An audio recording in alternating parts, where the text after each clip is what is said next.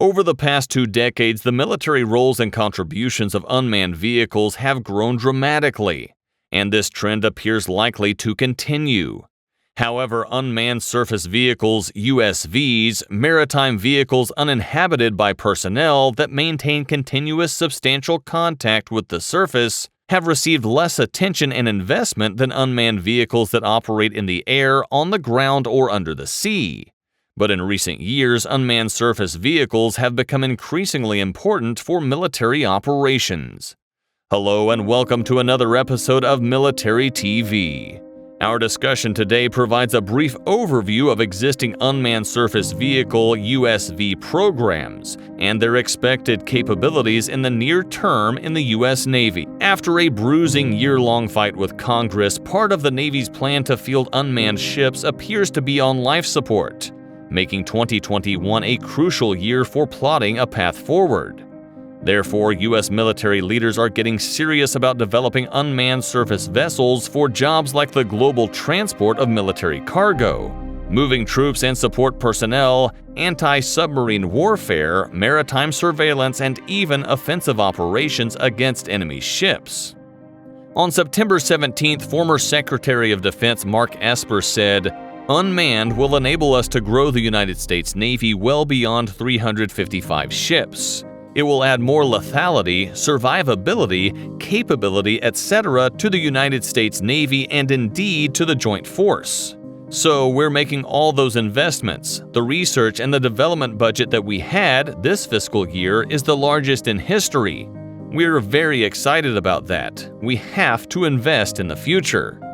Before moving on to how they could fit into the current fleet structure and how concerns surrounding command and control will affect different potential mission sets, while unmanned undersea vehicles will also bring important changes, they are beyond the scope of our discussion today, which focuses only on USVs. While USVs have the potential to change the Navy, fleet structures cannot simply be replaced but will instead evolve over time.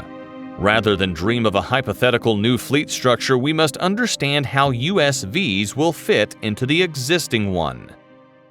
So we will discuss it more in 3 important parts. Number 1, current program. The Navy has already created several platforms for testing and integrating autonomous USVs. The Ghost Fleet Overload program has completed its first phase, conducting 600 hours of autonomous navigation with 2 converted commercial ships. And its second phase is currently testing C2 integration and payload systems. Additionally, 2 Sea Hunter autonomous ships are undergoing testing with the Navy's Surface Development Squadron 1. These ships, initially developed by DARPA, are capable of continuously shadowing enemy submarines.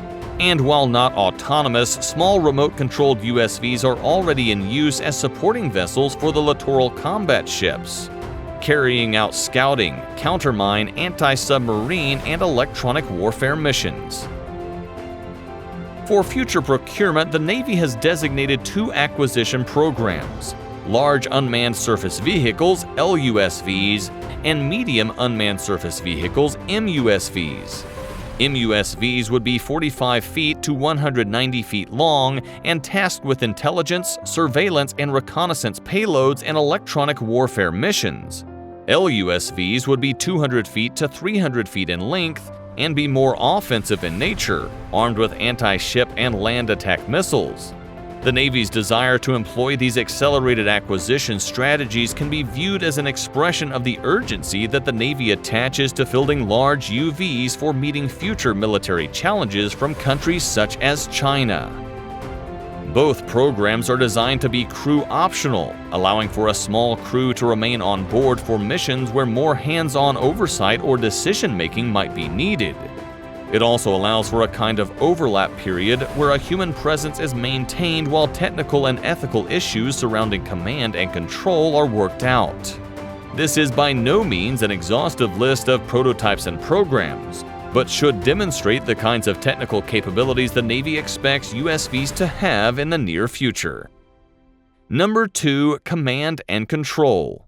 What would command and control look like, and how does that affect the potential uses of USVs?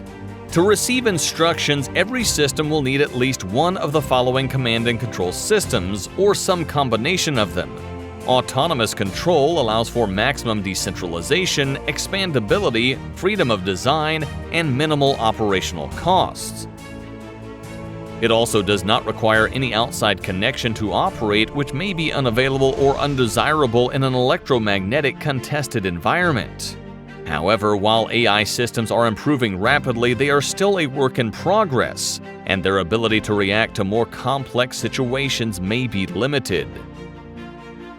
Furthermore, remote control allows for many of the benefits of autonomous control, but with humans in the loop on the other end of a network connection. This system of control is already in wide use with unmanned aerial vehicles such as the MQ-9. Ethical concerns remain that remote control systems desensitize operators to violence and lead to unnecessary collateral damage. Though as it stands now, this existing use case provides a strong precedent for how remote control might be used at sea.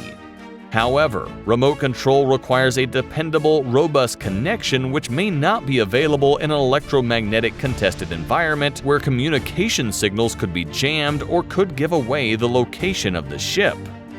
In this situation, the system would either need to revert to autonomous controls or simply become a floating husk. Human sailors can operate electromagnetic independently without sacrificing system oversight. In the context of USVs, this would mean ships which perform most tasks themselves but retain a tiny crew to perform key command, control, and oversight tasks. In some ways, this is the best of both worlds. However, such crew-optional or lightly manned ships still severely limit some of the potential gains from USVs. One of the benefits of USVs is that they are more easily risked in dangerous environments. But the minute you put a single human sailor aboard, that risk tolerance understandably plummets. Additionally, the need to house humans constrains ship design choices and operations, putting limits on just how small, streamlined, and decentralized the systems could reasonably be. This set of options and trade-offs will affect each potential role differently. Due to the diversity of mission sets and requirements, a one-size-fits-all approach to new command and control systems will not sufficiently meet the needs of the future Navy. And control systems will not sufficiently meet the needs of the future Navy. Number 3. Potential roles. How and where both unmanned and autonomous capabilities will be used is a much more open-ended question. When dealing with new technologies, there is no roadmap, and predictions on how novel capabilities will be implemented can easily become lost in speculation. But to determine how USVs will be used initially, it is helpful to fit them into an existing framework of naval operations. One of the most authoritative books on the subject of modern naval tactics is Fleet Tactics and Naval Operations by Captain John Hughes. In it, Hughes lays out 4 categories of naval forces: battle fleets, cruisers, amphibious forces, and flotillas. At the end of this video, we conclude that with or without lethal autonomy, USVs of all shapes, sizes, roles, and control systems will soon be making a large impact on the world's navies. As with many emerging technologies, the potential ramifications of unmanned systems can seem overwhelming, almost limitless. Imagining the myriad possibilities can be both useful and entertaining. But it's important to remember that these systems will come into being over time.